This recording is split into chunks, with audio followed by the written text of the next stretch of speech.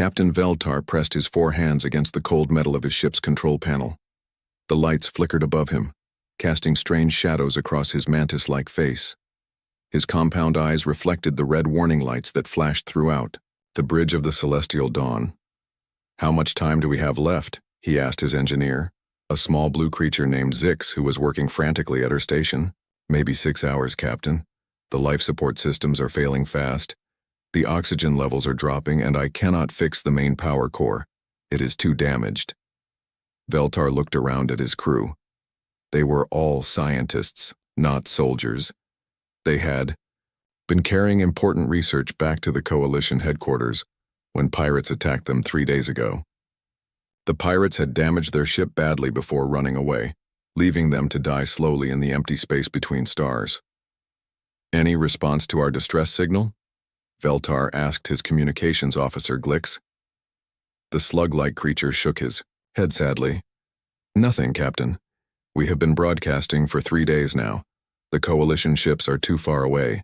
They will not reach us in time." Veltar felt his heart sink. He was responsible for these people.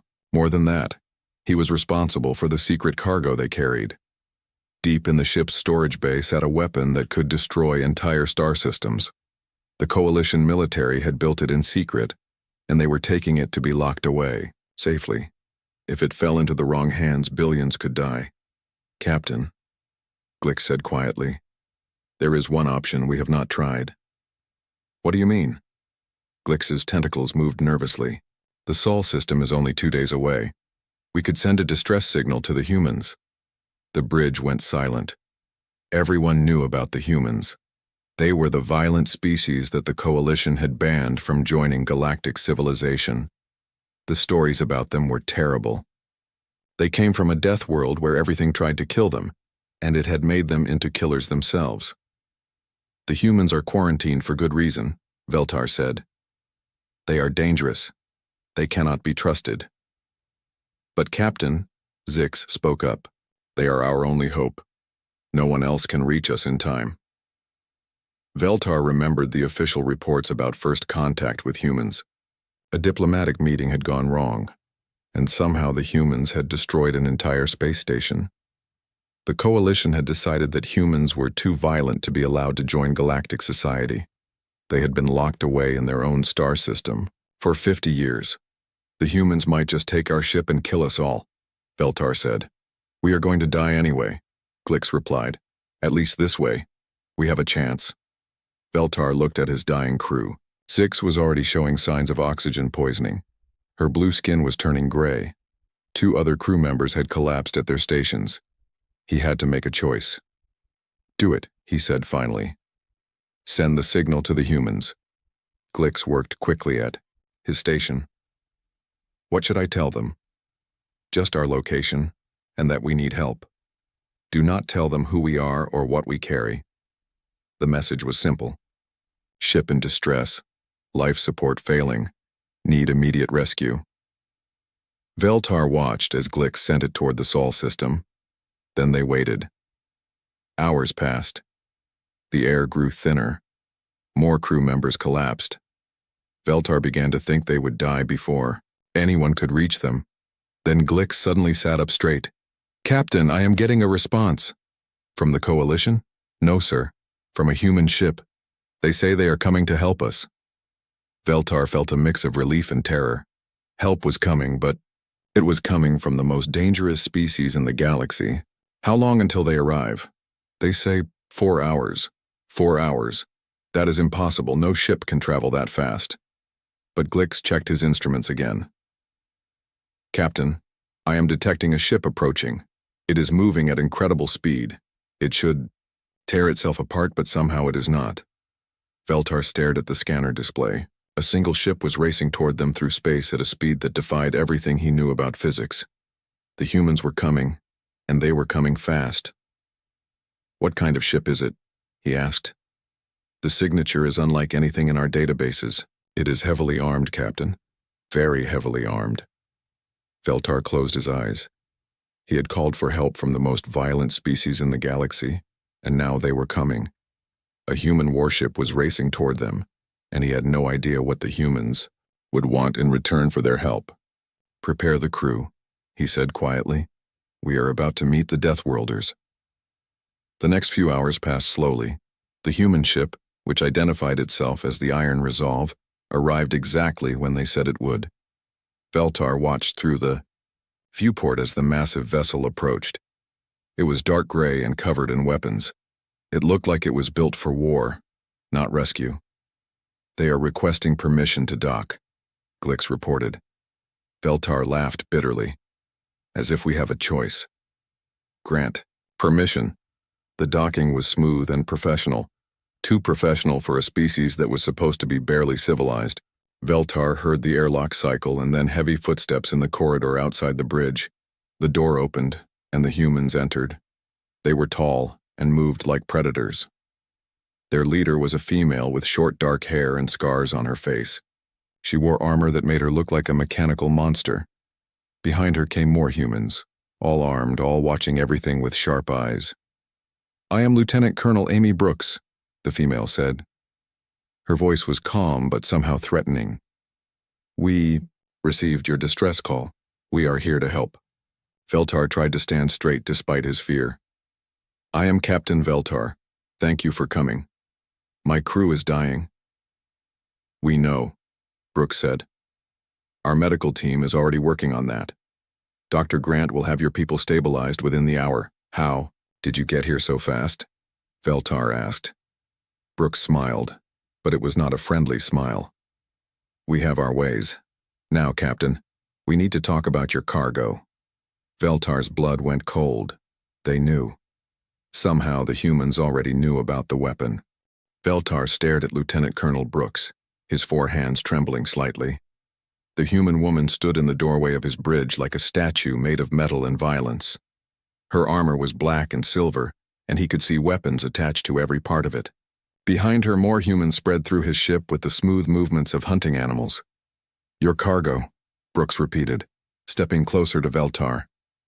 "We know you are carrying something important, something that made pirates attack a simple research vessel." "I do not know what you mean," Veltar lied. "We are just scientists." Brooks tilted her head and studied him with cold blue eyes. "Captain, my people are already scanning your ship. We can detect unusual energy signatures from your cargo bay. It would be better if you told us the truth now." Before Veltar could answer, another human entered the bridge. This one was smaller than Brooks, with kind eyes and gentle movements. She carried a medical bag and looked at the collapsed crew members with concern. "I am Dr. Lisa Grant," she said to Veltar. "I need to treat your people immediately. They are very sick." You want to help them?" Veltar asked, confused. "Of course. That is why we came." Dr. Grant moved to where Zix lay unconscious at her station. The blue engineer was barely breathing. Grant pulled out a strange device and scanned Zix's body, then reached into her bag for what looked like an injection. "Wait," Veltar said, stepping forward. "How do you know how to treat our people? You have never seen our species before." Dr. Grant looked up at him with a small smile. "We have studied many alien species, Captain. We know more about galactic biology than you think." She gave Zix the injection, and within seconds, the engineer's color began to improve. Her breathing became stronger. Grant moved to the next crew member and repeated the process. "This is impossible," Veltar whispered. "No one can work this fast. Your medicine should not work on us." "Human medicine is very adaptable," Grant said as she worked. "We have had to learn to treat many different types of wounds and illnesses on our world. Alien biology is just another challenge." While Dr. Grant worked on his crew, Veltar heard strange sounds coming from other parts of his ship. Metal being cut, systems being repaired, machines running that had been broken for days. The humans were everywhere, working on things that should have taken weeks to fix. Brooks watched Veltar carefully. "My engineering team is making your ship safe to fly again.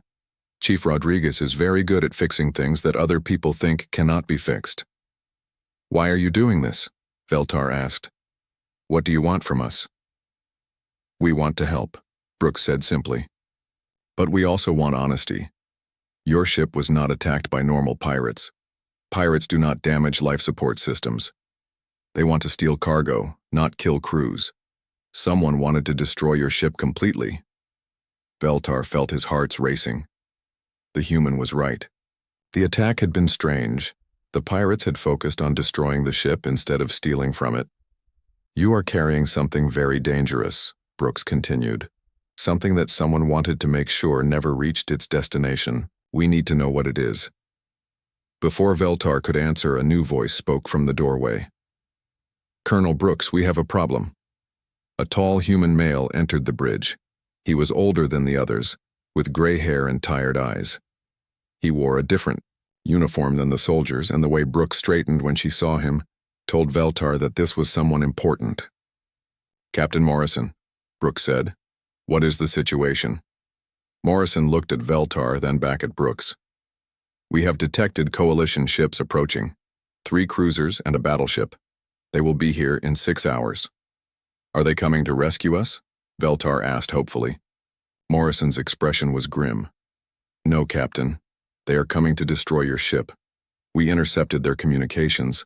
They have orders to make sure your cargo never reaches coalition headquarters. Veltar felt the floor seem to move under his feet. That is impossible. The coalition sent us to transport the cargo. Why would they want to destroy it? Because, Morrison said quietly, someone in the coalition does not want this cargo to reach its destination. Someone powerful enough to order a battleship to destroy a research vessel and blame it on pirates. Brooks nodded. Captain Veltar, we need to know exactly what you are carrying. Our scans show it is some kind of weapon, but we need details. If we are going to protect you from your own people, we need complete information. Veltar looked around at his crew. Dr. Grant had finished treating them and they were all sitting up looking much better. The human medical technology was amazing. In just an hour she had saved lives that he thought were lost. The weapon, he said slowly, it is called a dimensional disruptor. It can collapse space itself. It could destroy an entire star system. Morrison and Brooks exchanged glances. Who built it? Morrison asked. Coalition military scientists. They wanted it studied and then locked away safely. But now you say the coalition wants to destroy it? Not the coalition, Morrison said. Someone in the coalition. Someone who does not want this weapon to exist. A new sound filled the bridge. Veltar's communication system was receiving a message. Glix, who was now awake thanks to Dr. Grant's treatment, checked the signal. Captain, Glix said, his voice shaking. It is from the coalition fleet. They are ordering us to prepare to be boarded. Morrison smiled, but it was not a happy smile. Tell them you are being rescued by a human vessel. Tell them we are providing medical assistance. They will demand that we surrender the cargo to them, Veltar said. Then we will have to disappoint them, Morrison replied. Colonel Brooks, prepare the ship for departure. Chief Rodriguez, how much time do you need to finish repairs? Brooks spoke into her communication device. Rodriguez here, Captain. Give me 2 hours and this ship will fly better than it did when it was new. You have 1 hour, Morrison said. After that we leave with or without complete repairs. Veltar watched the humans work with amazing efficiency. They moved through his ship like they had built it themselves. They knew where everything was, how everything worked, and how to make it work better. How do you know so much about our technology? He asked Morrison. The human captain looked at him with those tired eyes. We have had 50 years to study galactic civilization, Captain. 50 years of watching and learning while you thought we were locked away and forgotten. But the quarantine kept us in our system, Morrison said. It did not keep us from listening to your communications, studying your technology, or learning everything we could about every species in the galaxy. Veltar realized, with growing horror, that the humans had been preparing for this day for decades. They were not the primitive savages the coalition believed them to be. They were something much more dangerous. They were ready. Captain Morrison walked through the corridors of the Celestial Dawn with Veltar beside him. The alien captain was nervous, his 4 hands moving constantly as they headed toward the cargo bay. The sounds of human engineers working echoed through the ship. Sparks flew from repair work and the lights had stopped flickering for the first time in days. "Your people work very fast," Veltar said, trying to make conversation. "We have to," Morrison replied. "On our world, if you work slowly, you die. We learned to be efficient." They reached the cargo bay where Chief Rodriguez was installing new power cables. The human engineer looked up from his work and nodded to Morrison. Rodriguez was a short, stocky man with grease on his hands and a smile on his face. "Almost done here, Captain," Rodriguez said. "This ship will run better than new when we finish. These alien power systems are actually pretty clever. With a few human improvements, they could be amazing." Morrison walked to the large metal container in the center of the bay. It was sealed with multiple locks and warning signs in several alien languages. "This is it?" Veltar nodded reluctantly. "The dimensional disruptor. It was built in secret by our best scientists. The Coalition wanted it transported to a secure facility for study, and now someone wants it destroyed," Morrison said. "Open it." "I cannot. I do not have the codes." Morrison smiled slightly. "Chief Rodriguez, can you open this container without damaging what is inside?" Rodriguez walked over and examined the locks. "Sure thing, Captain. Give me 5 minutes." While Rodriguez worked, Morrison continued questioning Veltar. "Tell me about this weapon. How does it work?" "It manipulates space itself," Veltar explained. "It creates a cascade failure in the fabric of reality. Everything within a certain area simply stops existing." "How large an area?" "The scientists said it could destroy everything within a star system, maybe more." Rodriguez finished with the locks and stepped back. "All yours, Captain." Morrison opened the container. Inside was a device about the size of a small table.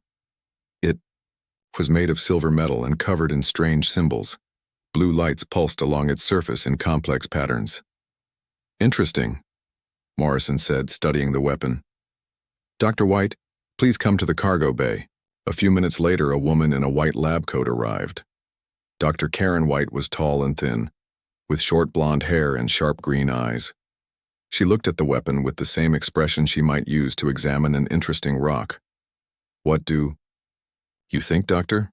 Morrison asked. Dr. White walked around the device, scanning it with a handheld instrument. "Elegantly designed," she said finally, "but fundamentally flawed." Veltar stared at her. "Flawed? This weapon could destroy star systems."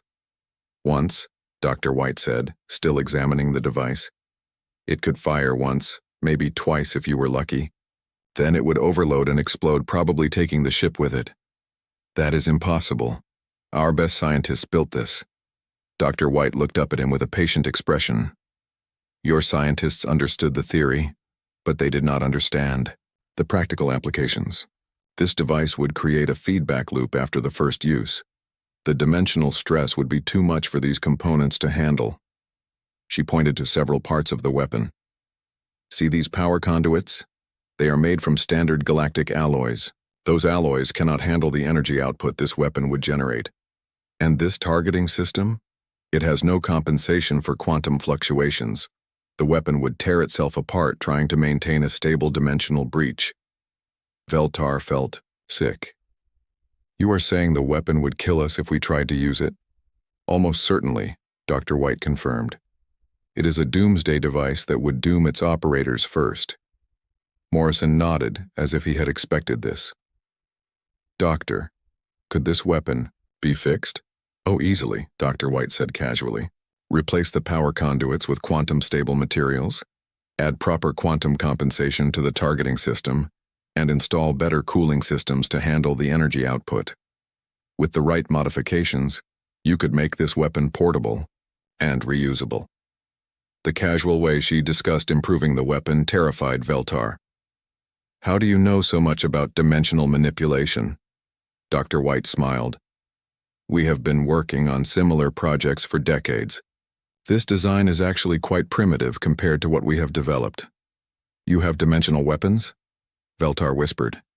"We have many things," Morrison said. "The question is what we do with them."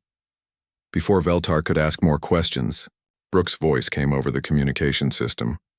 "Captain, The Coalition fleet has arrived. They are demanding we surrender the alien vessel immediately. Morrison activated his communicator. Tell them we are providing humanitarian assistance. We will transfer the rescued crew to them when medical treatment is complete. They say they want to board the alien ship to inspect the cargo. Tell them the cargo was damaged in the pirate attack. There is nothing left to inspect. Veltar looked at Morrison with confusion. But the weapon is right here. Is it? Morrison asked. He nodded to Dr. White, who began disconnecting components from the weapon. Dr. White, how long to completely disassemble this device? 10 minutes, she replied, already working. Should I document the design specifications? Of course. Full technical analysis. We want to understand exactly how it was supposed to work. Veltar watched in horror as the humans took apart the weapon that had cost the Coalition years of research and billions of credits to develop. Dr. White worked with practiced efficiency, cataloging each component as she removed it. You are stealing it, Veltar said. We are documenting a damaged device, Morrison corrected. When the Coalition representatives arrive, they will find the remains of a weapon that was destroyed during the pirate attack. We will give them all the pieces. But you will have the specifications. We will have complete technical documentation, yes. That is what humans do. We learn from everything we encounter. Rodriguez finished his work on the ship's systems and joined them in the cargo bay. Ship is ready, Captain. New power core installed, life support upgraded, and engines running at 120% of original capacity. 120%? Veltar asked. Your people built good ships, Rodriguez explained. But they built them safe. We built them efficient. Little bit of controlled danger makes everything work better. Morrison's communicator crackled again. Captain, Admiral Kethamore is demanding to speak with you directly. Put him through. The voice that came through the communicator was deep and angry. Human vessel, this is Admiral Kethamore of the Coalition Navy. You are interfering with Coalition business. Withdraw immediately. Admiral, Morrison replied calmly. We responded to a distress call. We have provided medical assistance and emergency repairs. We are prepared to transfer the rescued crew to your vessels. We demand to inspect the cargo. There is no cargo, Admiral, only the debris of equipment damaged during the pirate attack. There was a long pause. You will allow us to board your vessel. Morrison looked at Brooks, who had just entered the cargo bay. She shook her head slightly. I am afraid that is not possible, Morrison said. Human vessels are sovereign territory. However, you are welcome to inspect the rescued ship once we transfer it to your custody. This is your final warning, human. Withdraw or face the consequences.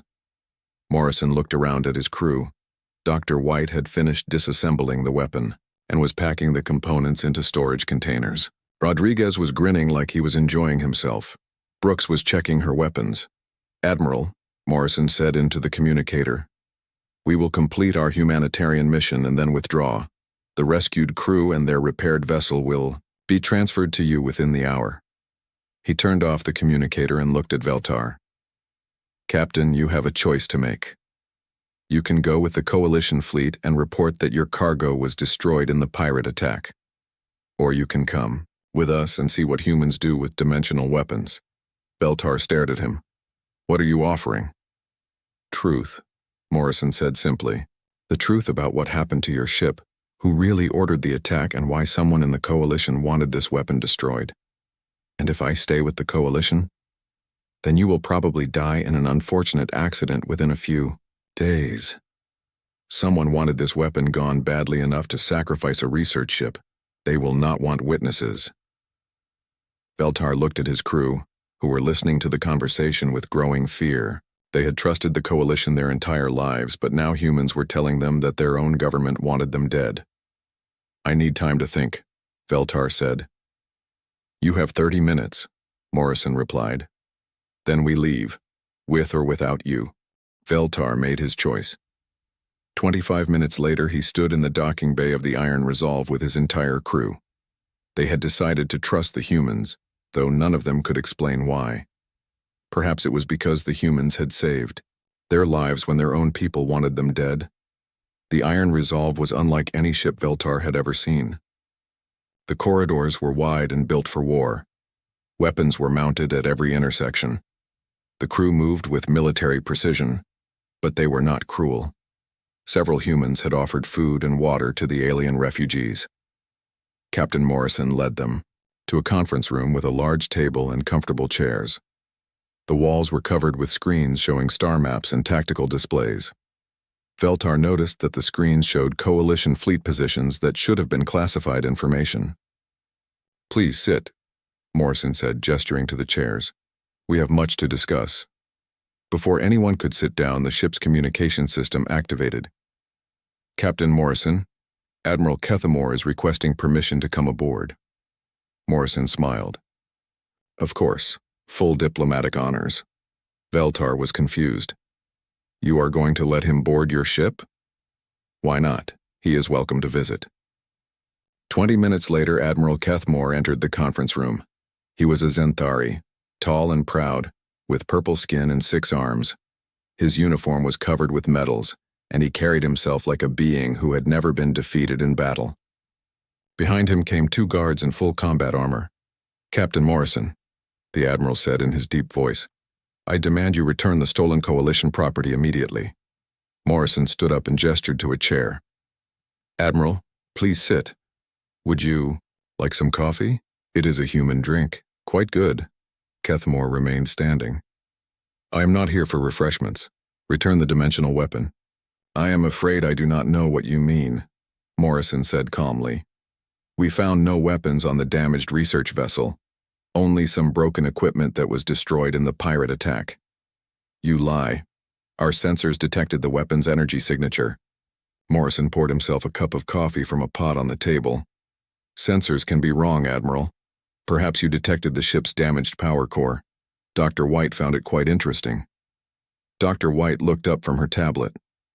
"The power core was fascinating. Very advanced design. I learned quite a lot from studying it before it finally collapsed." Admiral Kethamore's 6 arms twitched with anger. "Captain Morrison, do not play games with me. The Coalition Navy has surrounded your ship. You cannot escape." Morrison walked to the large window and looked out at the Coalition fleet. Veltar counted 12 ships, including the massive battleship that served as the Admiral's flagship. The Iron Resolve was surrounded completely. "Impressive," Morrison said, sipping his coffee. 12 ships. That is almost half of the Coalition's. Third Fleet. "How do you know the composition of our fleet?" Kethamore demanded. Morrison turned back to the Admiral with a slight smile. "We know many things, Admiral. For example, we know that your flagship, the Righteous Victory, has a structural weakness in its port engine section. A single missile in the right place would disable the entire ship." Kethamore stepped forward angrily. "Are you threatening me?" "Not at all. I am simply making conversation. We also know that the cruiser Silent Thunder has faulty shield generators. They will fail after taking moderate damage. The destroyer Fast Strike has ammunition problems. Half their missiles will not fire properly." The Admiral's purple skin grew darker with rage. "How could you possibly know these things?" Morrison sat down at the table and gestured again for the Admiral to join him. This time, Kethamore sat down, but his guards remained standing. "Admiral," Morrison said, "how long do you think we have been watching you? Watching us?" Dr. White looked up from her tablet again. "We have been monitoring Coalition communications for 47 years, 4 months, and 16 days. Every message, every fleet movement, every technical specification. It is all quite interesting." Morrison nodded. "We know that you were not sent here to rescue Captain Veltar and his crew. You were sent to destroy them. The orders came from Coalition Command 3 days ago, signed by General Thexvar himself." Veltar gasped. General Thexvar was one of the most powerful beings in the Coalition military. "That is impossible. The General sent us on this mission." "No," Morrison said gently. "General Thexvar sent you to transport the weapon, but someone else ordered your ship destroyed. Someone who knew about the weapon and wanted it gone." "Admiral," Kethamore was staring at Morrison with growing horror. "You have been reading our classified communications for 50 years? Longer than that, actually, Dr. White said. We started monitoring galactic communications before first contact. We wanted to understand what we were dealing with. Morrison reached into his jacket and pulled out a small device. He placed it on the table and activated it. A holographic display appeared, showing detailed technical specifications for every ship in the Coalition fleet. This is the complete technical manual for your flagship, Morrison said. Engine specifications, weapon systems, shield frequencies, crew layouts, everything. He pressed another button, and the display changed to show the cruiser Silent Thunder. Here are the shield generator problems I mentioned. The frequency modulation system has a flaw that causes cascade failures under stress. Another button press showed the destroyer Fast Strike. And here is the ammunition problem. Poor quality control in the manufacturing process. Approximately 40% of their missiles have defective guidance systems. Admiral Kethmore stared at the display in shock. This information is classified at the highest levels. It is impossible for you to have it. We have the complete technical specifications for every ship, weapon, and piece of equipment in the Coalition military, Morrison said calmly. We know your patrol schedules, your battle plans, your research projects. We know which of your officers are corrupt, which ones are competent, and which ones are planning to retire next year. Morrison pressed another button, and the display showed Admiral Kethmore's personal file. We know that you have been having problems with your son, who wants to leave the military and become an artist. We know about your wife's illness, and we know that you have been considering retirement but cannot afford to quit yet. The Admiral's guards moved forward threateningly, but Morrison held up a hand. Please, gentlemen. This is just a conversation between professionals. He pressed another button, and the display showed a star map with red dots scattered across it. These are the locations of every Coalition military base, research facility, and command center within 100 light-years of Earth. We know their defenses, their personnel, and their weaknesses. Dr. White spoke without looking up from her tablet. We also know about the secret research projects, the time manipulation experiments, the artificial intelligence studies, the biological weapon development, all quite fascinating. Morrison looked directly at Admiral Kethmore. The question, Admiral, is what you plan to do with this information. What do you mean? You came here to destroy a Coalition research vessel and blame it on pirates. Now you know that we have been monitoring your civilization for decades. You know that we have detailed intelligence on every aspect of your military and government. What will you tell your superiors when you return? Admiral Kethmore was quiet for a long moment. When he spoke, his voice was much quieter than before. What do you want? Morrison smiled. Peace, Admiral. We want to be left alone. We have no interest in conquering the galaxy or destroying your civilization. We simply want Earth to remain quarantined, and we want the Coalition to stop trying to spy on us or attack us. And if the Coalition refuses? Morrison gestured to the holographic display showing Coalition fleet positions. Then the Coalition will learn that 50 years of isolation has made humanity very good at warfare. We have studied your tactics, your weapons, and your weaknesses. We know exactly how to defeat you. He paused to sip his coffee. But we would prefer not to. War is wasteful. Peace is much more efficient. Admiral Kethmore looked at his guards, then back at Morrison. You were saying that humanity has become more dangerous than we thought when we quarantined you. Much more dangerous, Morrison confirmed. The quarantine was supposed to protect the galaxy from us. Instead, it gave us 50 years to prepare for the day when the galaxy would threaten us again. Dr. White finally looked up from her tablet. The dimensional weapon that Captain Veltar was carrying was based on research we abandoned 20 years ago. Too crude, too dangerous to the operator. We developed much better versions. Morrison nodded. We have weapons that make the dimensional disruptor look like a toy, but we prefer to use our most powerful weapon of all. Which is?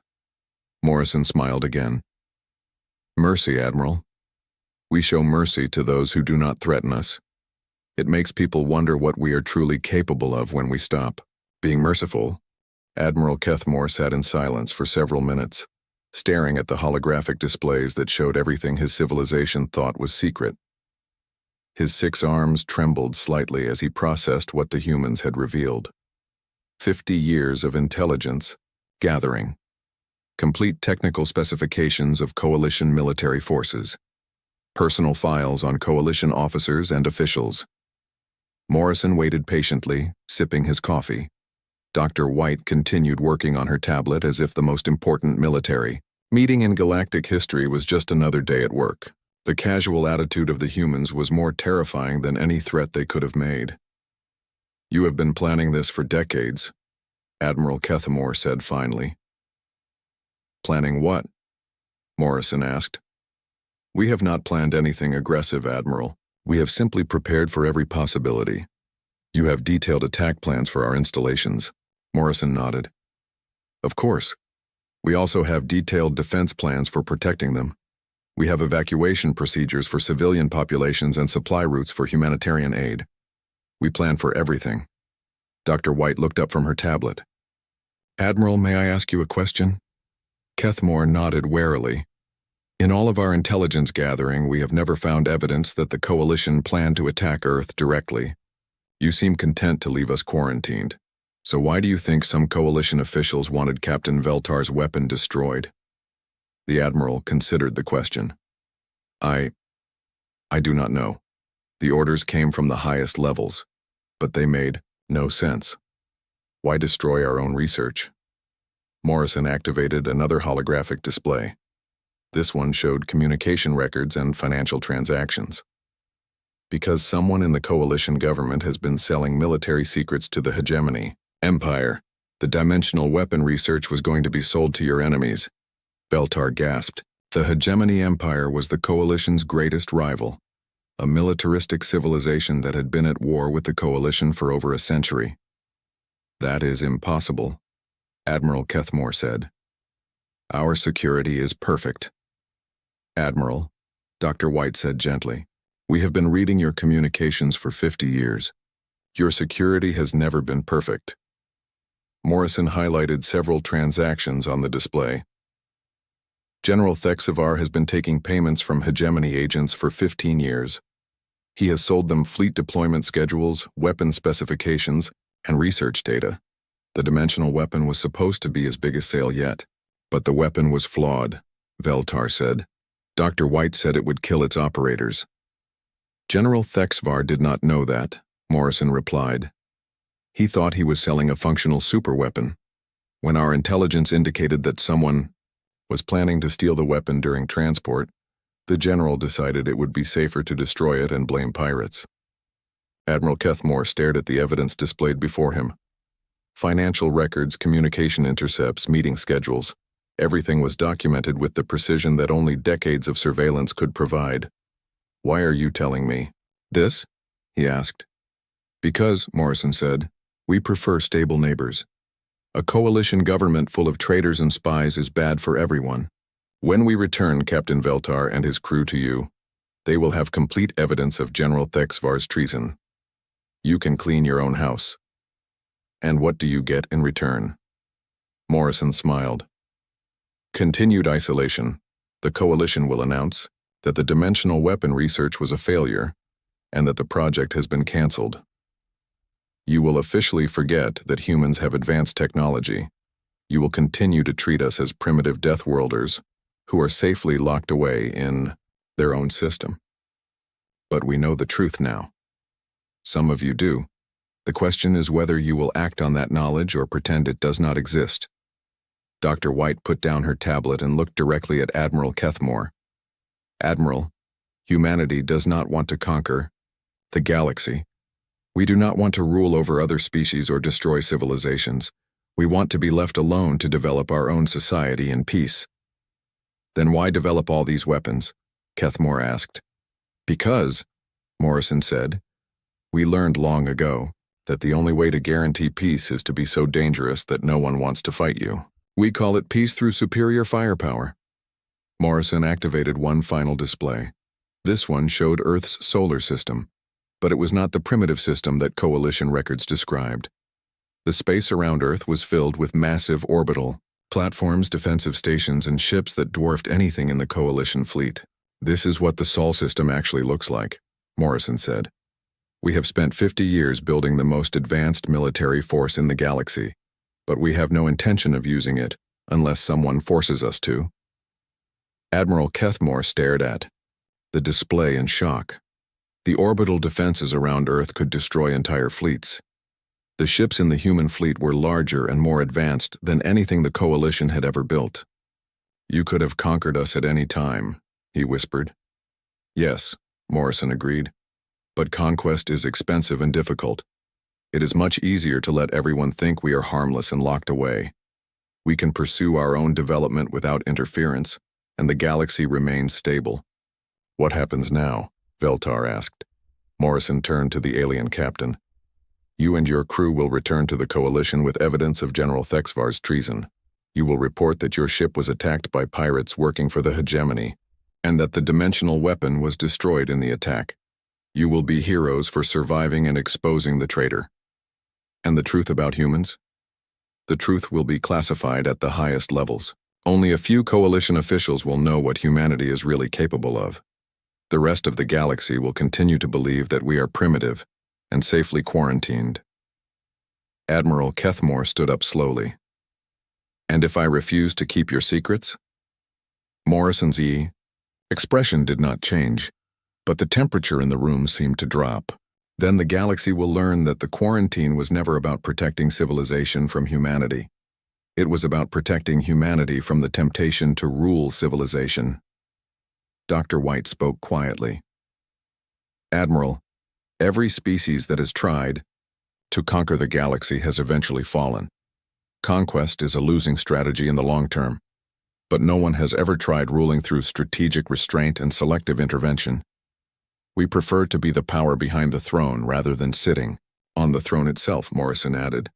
"It is much less work and much more effective." Admiral Kethmore looked around the conference room one last time, at the casual competence of the human officers, at the advanced technology that surrounded him, at the complete intelligence files on his own civilization. "I understand," he said finally. "The quarantine continues.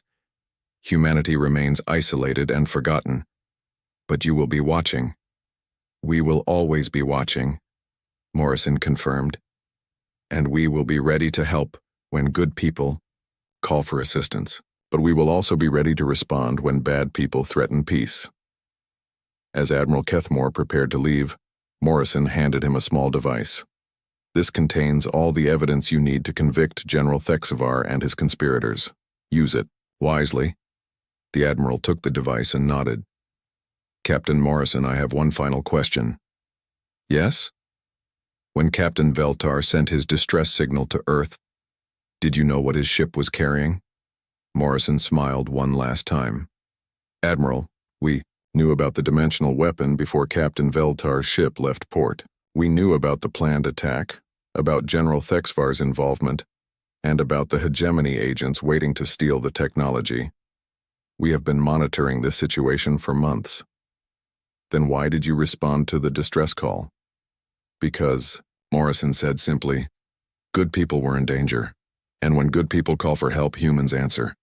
That is what makes us dangerous, Admiral. Not our weapons or our technology, but our willingness to act when others will not." Admiral Kethmore left the Iron Resolve with a new understanding of humanity's place in the galaxy. The Deathworlders were not locked away for the galaxy's protection. They were holding themselves back for everyone's sake. And that restraint was the most terrifying weapon of all. As the Coalition fleet departed, Veltar stood beside Morrison on the bridge of the Iron Resolve, watching them go. "Will they keep the secret?" Veltar asked. "For now," Morrison replied. "But secrets have a way of spreading. Someday the galaxy will know the truth about humanity. And when that day comes," Morrison looked out at the stars with tired eyes. "When that day comes, we will find out if 50 years of preparation was enough."